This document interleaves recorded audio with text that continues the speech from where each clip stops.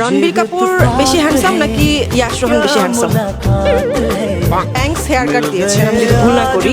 Hair cut নিয়েও সবার এত ইন্টারেস্ট কেন আপনার হেয়ার কাট নিয়ে? না বড় হচ্ছি তো everyone was getting very irritated যে ও কি বলে এগুলো। গান দেখেছি আপনি গাচ্ছিলেন মালায়ালাম সং কিলিয়ে কিলিয়ে। আপনি আমাকে কিছু বলবেন ওই উচ্চারণগুলো আপনি আসলে কিভাবে শিখছিলেন ওই ওয়ার্ডগুলো?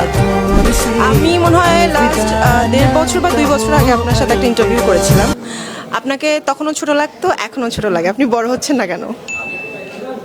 বড় হচ্ছি না, না বড় হচ্ছি তো দেখতে হয়তো এখনো একই রকম লাগে, বাট বড় হচ্ছি।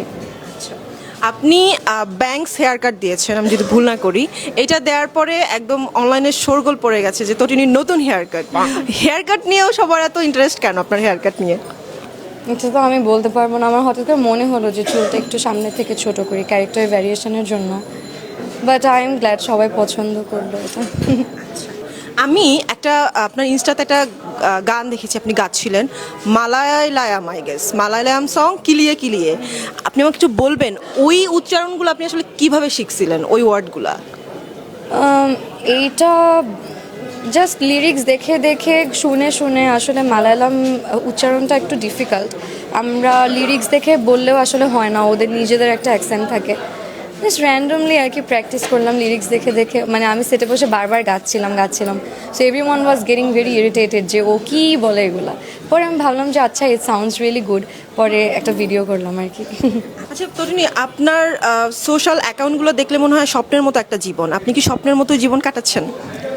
আলহামদুলিল্লাহ, লাইফ নিয়ে আমি কখনোই কমপ্লেন করতে চাই না। লাইফে কমপ্লিকেশনস আসলেও না, ভালো থাকলেও তো নাই। আল্লাহ যেটাই করে আমার কাছে মনে হয় বুঝে শুনেই করে।